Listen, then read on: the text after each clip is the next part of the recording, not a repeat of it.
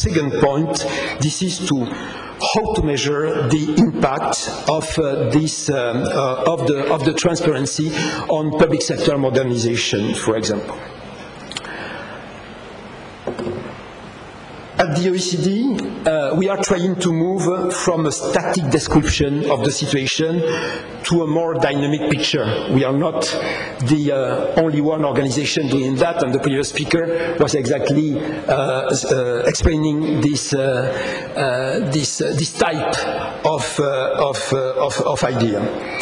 We would like to move from, for example, the existence of law, like the freedoms of information, to have a better idea of what are the number of appeals and the number of the complaints which are received from the citizens in order to develop more indicators on the impact.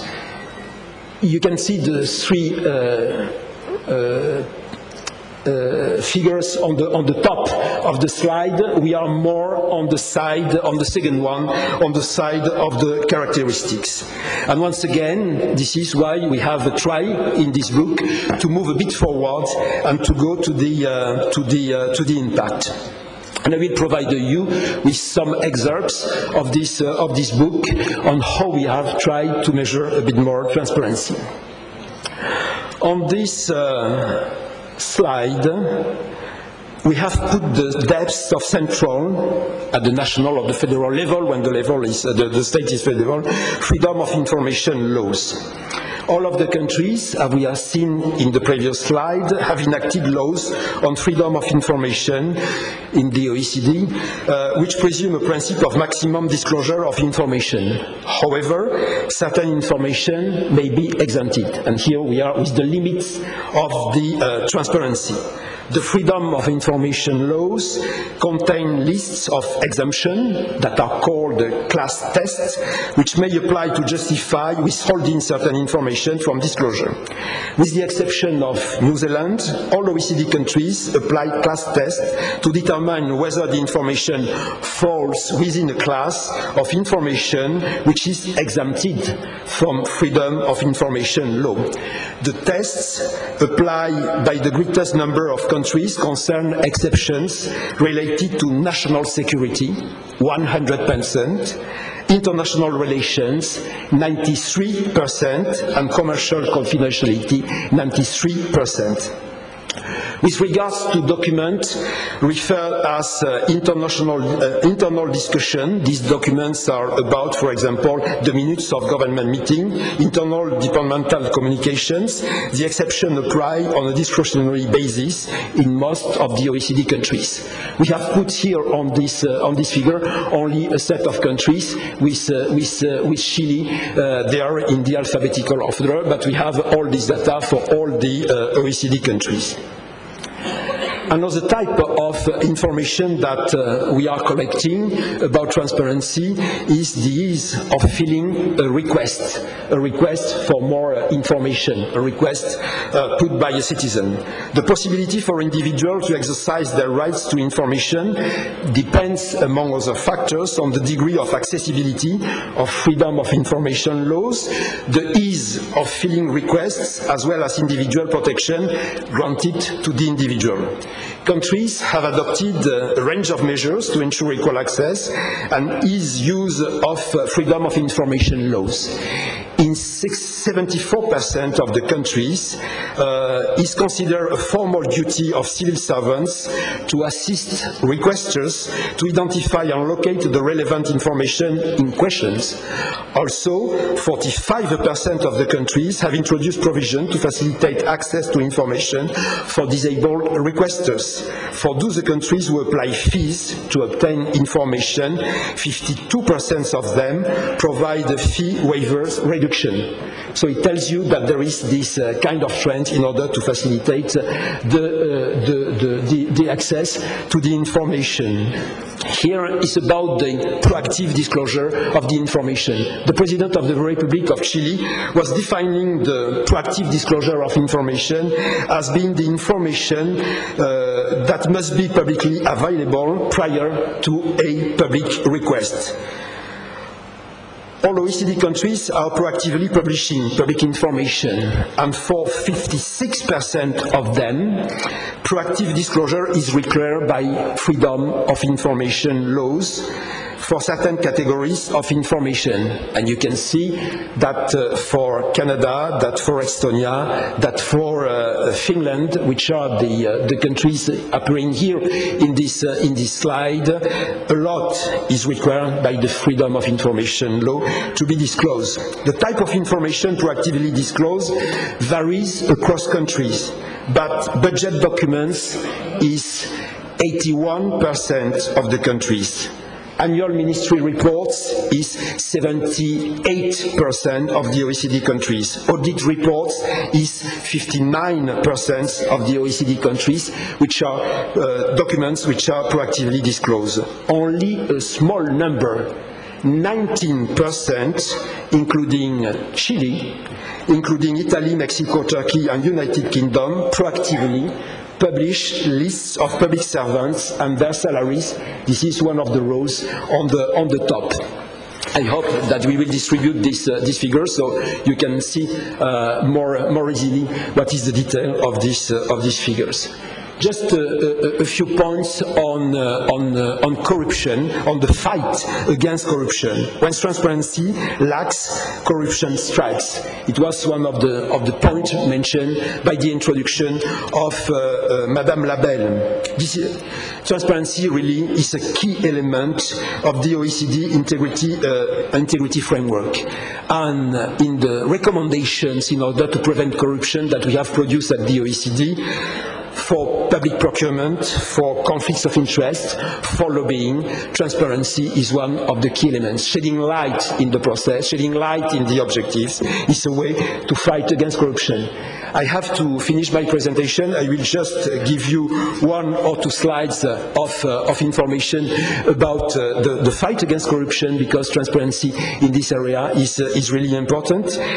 This one is about lobbying. We have done a survey with the lobbyists themselves, and the lobbyists answer that transparency, that there is a consensus, among the lobbyists on the necessity of transparency, because the decision makers should know who the lobbyists are, also what are their names, what are their objectives, what are their clients, what are the funding sources, and this is also why the governments are keeping up to date registers of the lobbyists.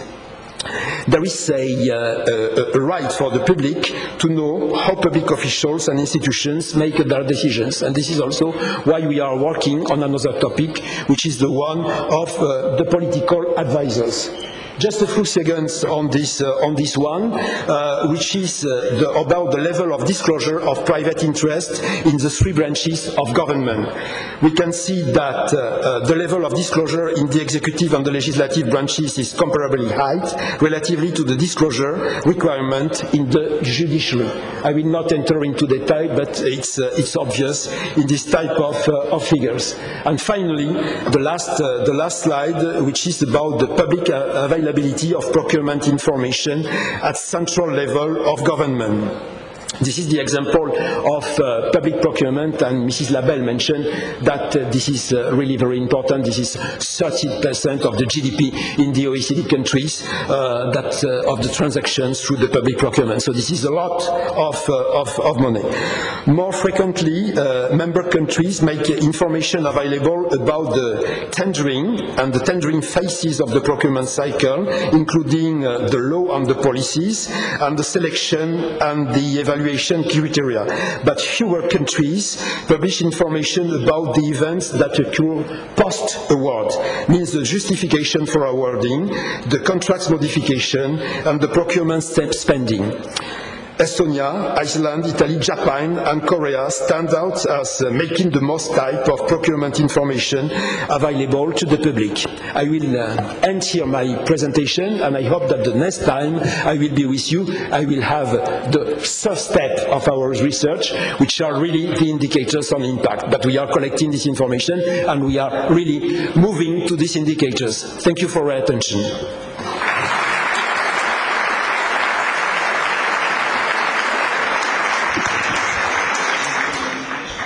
Muchas gracias, Cristian. Dejamos ahora a Anne con la palabra.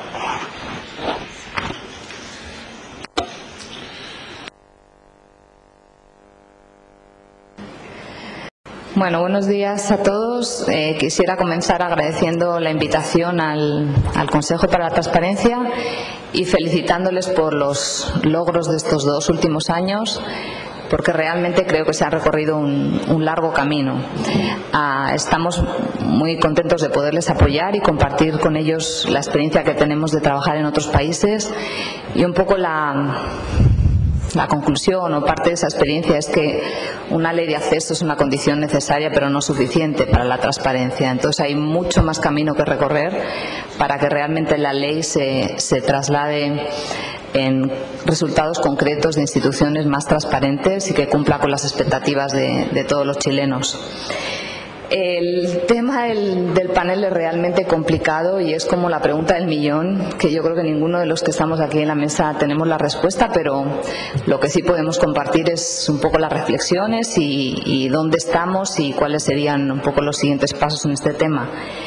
Es que tengo yo aquí el cosito. A ver, cuando Dani Kaufman, a quien ustedes conocen muy bien, y yo escribimos ese artículo hace 6 años, un poco era un primer intento de revisar qué indicadores o qué información había sobre distintos niveles de transparencia y hacer, pues como digo, un primer intento de elaborar un indicador compuesto que pudiera ofrecernos información sobre distintos países que fuera más o menos comparable. La conclusión de esa investigación, y es la misma conclusión que tenemos ahora, es que realmente el tema de la medición es uno de los principales obstáculos para seguir investigando sobre este tema. Se han hecho y se habían hecho entonces grandes avances en temas de transparencia. Había muchos países y ahora hay muchísimos más con leyes de acceso a información. Hay un reconocimiento generalizado de que este tema es muy importante para la legitimidad del sistema, para la confianza en las instituciones, para la eficiencia de las instituciones y de los mercados, pero no se han hecho grandes avances en su medición y creo que esa conclusión sigue siendo válida hoy en día. A nivel macro, desde luego, ahora hablaré un poquito del indicador que nosotros hicimos y qué otros avances ha habido ahí, pero realmente no ha habido muchos. Sí que ha habido avances y eso no lo he incluido ahí, pero sí que ha habido avances a nivel de países. Nosotros hemos estado apoyando los distintos entes reguladores como el Consejo en Chile, pero en otros países, para que recopilen información sobre la implementación de sus respectivas legislaciones. Los indicadores de la OCDE son otro ejemplo de ello.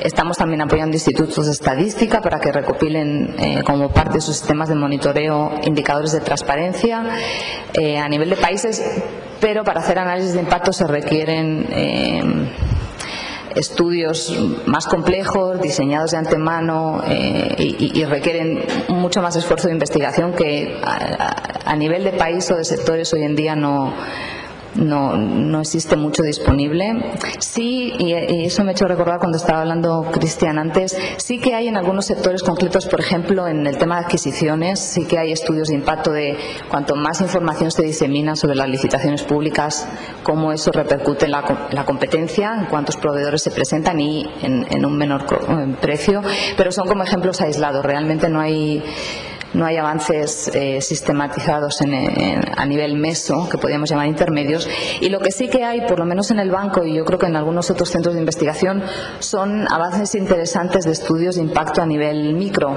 a nivel más de proyecto, de comunidad, donde sí que se han hecho investigaciones experimentales con grupos de control, etcétera, para ir un poquito desagregando esta caja negra que es la transparencia, porque está bien, ya todos sabemos que transparencia es importante, pero hay un montón de otras preguntas de, bueno, ¿qué transparencia, qué información, para quién, cuáles de todas las herramientas de transparencia es más efectiva en un caso, en otro no?